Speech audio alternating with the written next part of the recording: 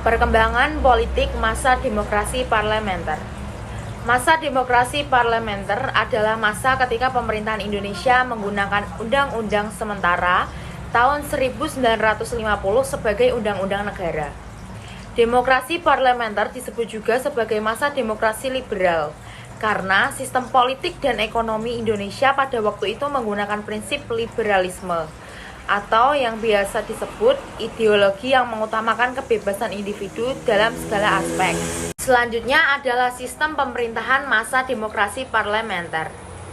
Pada tahun 1950 hingga tahun 1959, pemerintah Indonesia menganut sistem demokrasi parlementer.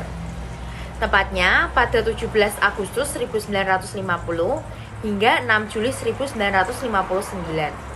Sistem parlementer yang artinya kabinet disusun menurut pertimbangan kekuatan kepartaian dalam parlemen. Dalam sistem ini, parlemen sangat berkuasa. Apabila kabinet dipandang tidak mampu menjalankan tugasnya, maka parlemen dapat dengan segera membubarkannya.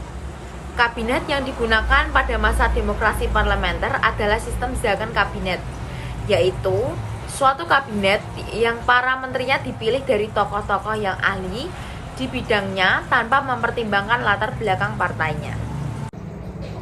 Selanjutnya di sini saya akan menjelaskan beberapa kabinet yang sudah terbentuk pada masa demokrasi parlementer. Yang pertama ada Kabinet Natsir. Perdana Menterinya Muhammad Natsir. Jumlah personelnya 18, awal masa kerja 6 September 1950, akhir masa kerja 21 Maret 1951. Kemudian Kabinet Sukiman Suwirjo, Perdana Menterinya Sukiman Wirjo Sanjoyo, jumlah personal 20, awal masa kerjanya 27 April 1951 hingga akhir masa kerja 23 Februari 1952.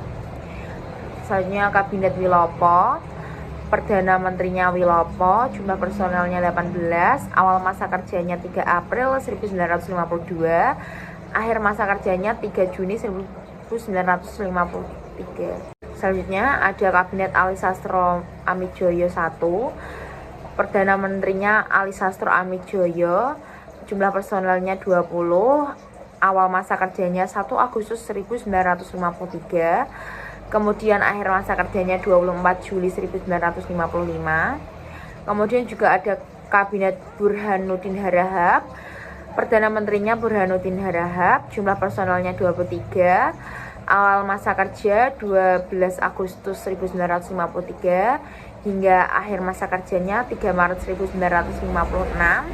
Kemudian juga ada Perdana Menteri Ali Sastro Amidjojo II, Perdana Menterinya Ali Sastro Amidjojo, kemudian jumlah personelnya 25, awal masa kerjanya 24 Maret 1956 hingga akhir masa kerjanya 14 Maret 1957.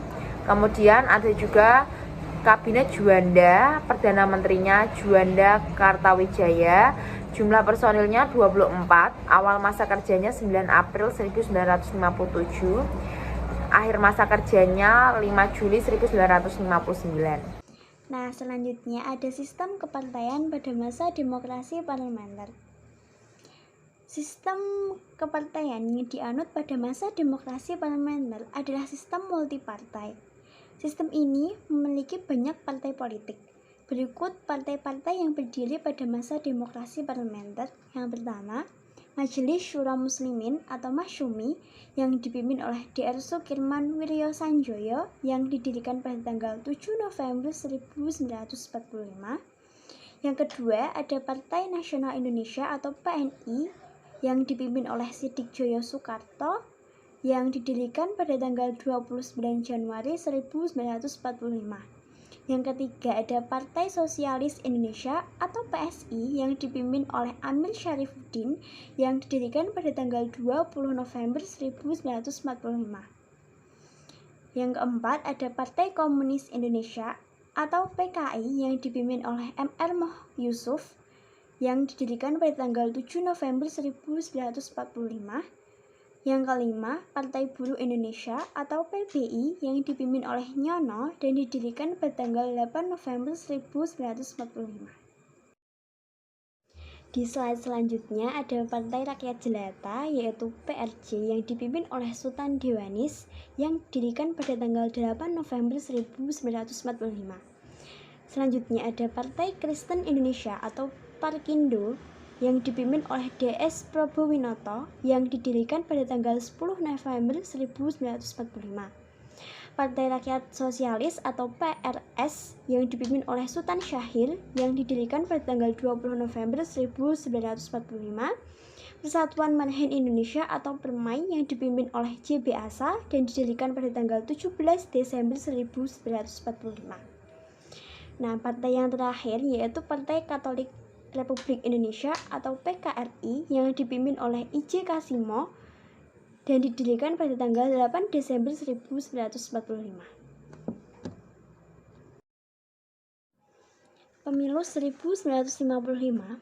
Pada tahun 1955 diselenggarakan pemilihan umum pertama di Indonesia. Pemilu pertama ini merupakan salah satu tonggak demokrasi pertama di Indonesia. Keberhasilan penyelenggaraan pemilu tahun 1955 menandakan telah berjalannya demokrasi yang melibatkan rakyat secara langsung. Pemilu umum 1955 dilaksanakan dalam 2 tahap, yakni yang meliputi yang pertama, pemilu 1955 tahap pertama. Dilaksanakan pada tanggal 29 September 1955. Tahap ini memilih anggota DPR yang berjumlah 250 orang. Perolehan suara terbanyak pada pemilu ini dimenangkan oleh 4 partai yaitu PNI, Masyumi, NU, dan PKI. Pemilu tahap kedua dilaksanakan pada tanggal 15 Desember 1955 untuk memilih anggota Dewan Konstituen yang akan bertugas untuk membuat Undang-Undang Dasar yang tetap untuk menggantikan Undang-Undang Dasar sementara 1950. Nah, selanjutnya ada gangguan keamanan dan pemberontakan pada masa demokrasi parlementer. Pemilu tahun 1955 berhasil diselenggarakan dengan lancar, namun ternyata tidak dapat memenuhi harapan rakyat. Pemerintahan masih belum dapat berjalan dengan stabil. Hal ini karena para wakil rakyat terpilih hanya memperjuangkan partainya masing-masing. Pergantian kabinet dalam waktu singkat masih terus saja terjadi. Kemudian hal ini akhirnya menyebabkan munculnya berbagai pergolakan di berbagai daerah. Dalam perkembangannya, pergolakan-pergolakan itu mengarah pada gerakan pemberontakan yang berniat memisahkan diri dari Negara Kesatuan Republik Indonesia. Pemberontakan itu sendiri yang akan kita bahas ada 4, yaitu pemberontakan Angkatan Perang Ratu Adil atau disingkat APRA. Yang kedua ada pemberontakan Republik Maluku Selatan yang disingkat RMS. Yang ketiga ada pemberontakan Andi Aziz. Dan yang keempat ada pemberontakan PRRI dan Permesta. Nah, yang pertama yaitu pemberontakan Angkatan Perang Ratu Adil atau disingkat APRA. Gerakan APRA dipimpin oleh Kapten Raymond Westerling dan didasari oleh adanya kepercayaan rakyat akan datangnya seorang Ratu Adil yang memerintah dengan adil dan bijaksana. Tujuan gerakan APRA adalah untuk mempertahankan bentuk negara federal di Indonesia dan memiliki tentara tersendiri pada negara bagian RIS atau Republik Indonesia Serikat. Pada tanggal 23 Januari 1950, pasukan APRA menyerang kota Bandung serta melakukan pembantaian terhadap anggota TNI. Pemberontakan APRA pun berhasil ditumpas melalui operasi militer yang dilakukan oleh pasukan Siliwangi. Nah, pemberontakan kedua yaitu pemberontakan Republik Maluku Selatan atau disingkat RMS. Pemberontakan ini dipimpin oleh Mr. Dr. Christian Robert Stephen Soumokil. Gerakan ini menolak pembentukan Negara Kesatuan Republik Indonesia. Mereka ingin melepaskan diri dari NKRI karena menganggap Maluku dapat mandiri secara ekonomi, politik, dan geografis. Penyebab utama munculnya gerakan RMS adalah masalah pemerataan jatah pembangunan daerah yang dirasa terlalu kecil. Tidak sebanding dengan daerah di Jawa, pemberontakan ini dapat diatasi melalui ekspedisi militer yang dipimpin oleh Kolonel A.E. Kawilarang, yaitu Panglima Tentara dan Teritorium Indonesia Timur. Selanjutnya, yang ketiga yaitu pemberontakan Andi Aziz. Pemberontakan Andi Aziz terjadi pada tanggal 5 April 1950.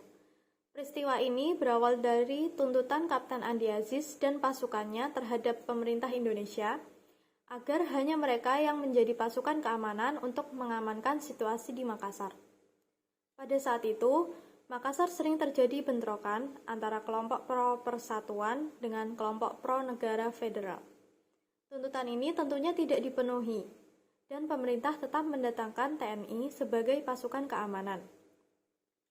Andi Aziz dan pasukannya yang kecewa kemudian bereaksi dengan menduduki beberapa tempat penting di Makassar, seperti pos-pos militer, kantor telekomunikasi, lapangan terbang, serta menahan Letnan Kolonel A.J. Mokoginta yang merupakan Panglima Tentara Teritorium Indonesia Timur. Lalu pada akhirnya Andi Aziz dan pasukannya yang memberontak akhirnya menyerah dan ditangkap oleh pasukan militer Republik Indonesia di bawah pimpinan Kolonel A.E. Kawilarang. Yang keempat, pemberontakan PRRI dan Permesta. Pemberontakan PRRI Permesta terjadi di Sumatera dan Sulawesi yang disebabkan oleh adanya hubungan yang kurang harmonis antara pemerintah pusat dengan pemerintah daerah. Hal tersebut karena jatah keuangan yang diberikan oleh pemerintah pusat tidak sesuai dengan anggaran yang diusulkan. Akhirnya, hal itu menimbulkan dampak ketidakpercayaan terhadap pemerintah pusat. Pada pemberontakan ini, membentuk beberapa dewan, yaitu Dewan Banteng di Sumatera Barat dipimpin oleh Letkol Ahmad Hussein, Dewan Gajah di Sumatera Utara dipimpin oleh Letkol Simbolon, Dewan Garuda di Sumatera Selatan dipimpin oleh Letkol Barlian, Dewan Manguhi di Sulawesi Utara dipimpin oleh Letkol Vence Sumual. Puncak pemberontakan ini terjadi pada tanggal 10 Februari 1958. Ketua Dewan Banteng mengeluarkan ultimatum kepada pemerintah pusat. Isi ultimatum tersebut meminta agar Kabinet Juanda harus mengundurkan diri dalam waktu 5x24 jam. Setelah menerima ultimatum itu, pemerintah pusat bertindak tegas dengan cara memberhentikan Letkol Ahmad Hussein secara tidak hormat. Karena ultimatumnya ditolak pemerintah pada 15 Februari 1958, Letkol Ahmad Hussein mengumumkan berdirinya PRRI, kemudian diikuti oleh pengumuman Permesta pada 17 Februari 1958 di Sulawesi. Untuk menumpas pemberontakan PRRI Permesta, pemerintah melancarkan operasi militer pada 29 Mei 1961. Ahmad Hussein dan tokoh-tokoh PRRI lainnya akhirnya menyerah. Penyelenggaraan Konferensi Asia Afrika atau KAA. Konferensi Asia Afrika atau KAA diselenggarakan tanggal 18 hingga 24 April 1955 di Bandung. Konferensi ini dihadiri oleh 29 negara. Sidang KAA berlangsung selama 1 minggu dan menghasilkan 10 prinsip yang dikenal sebagai Dasar-Sila Bandung. Isi dari Dasar-Sila Bandung adalah sebagai berikut. Yang pertama, menghormati hak-hak dasar manusia dan tujuan-tujuan serta asas-asas yang termuat dalam Piagam PBB atau Perserikatan Bangsa-Bangsa. Yang kedua, menghormati kedaulatan dan integritas teritorial semua bangsa. Yang ketiga, mengakui persamaan semua suku bangsa dan persamaan semua bangsa, besar maupun kecil. Yang keempat, tidak melakukan intervensi atau campur tangan dalam soalan-soalan dalam negeri atau negara lain. Yang kelima, menghormati hak-hak setiap bangsa untuk mempertahankan diri secara sendirian ataupun kolektif yang sesuai dengan Piagam PBB. Yang keenam, tidak menggunakan peraturan-peraturan dari pertahanan kolektif untuk bertindak bagi kepentingan khusus dari salah satu negara besar dan tidak melakukannya terhadap negara lain. Yang ketujuh, tidak melakukan tindakan-tindakan ataupun ancaman agresi maupun penggunaan kekerasan terhadap integritas wilayah maupun kemerdekaan politik satu negara. Yang kedelapan, menyelesaikan segala perselisihan internasional dengan jalan damai seperti perundingan, persetujuan, arbitrasi, ataupun secara damai lainnya, menurut pilihan pihak-pihak yang bersangkutan sesuai dengan piagam PBB. Yang kesembilan, memajukan kepentingan bersama dan kerjasama. Yang kesepuluh, menghormati hukum dan kewajiban-kewajiban internasional.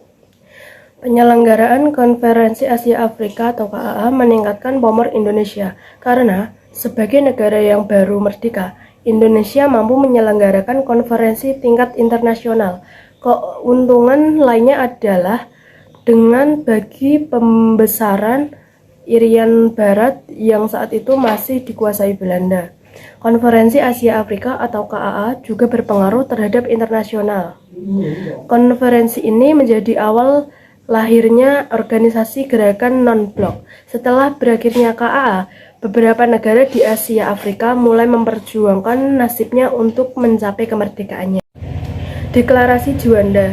Sebelum Deklarasi Juanda, Indonesia masih menggunakan peraturan kolonial terkait dengan batas wilayah. Dalam peraturan itu disebutkan bahwa laut teritorial Indonesia lebarnya hanya 3 mil dari garis air rendah. Pada pulau-pulau dan bagian pulau yang merupakan bagian dari wilayah daratan Indonesia. Batas 3 mil itu menyebutkan adanya laut-laut bebas yang memisahkan pulau-pulau Indonesia.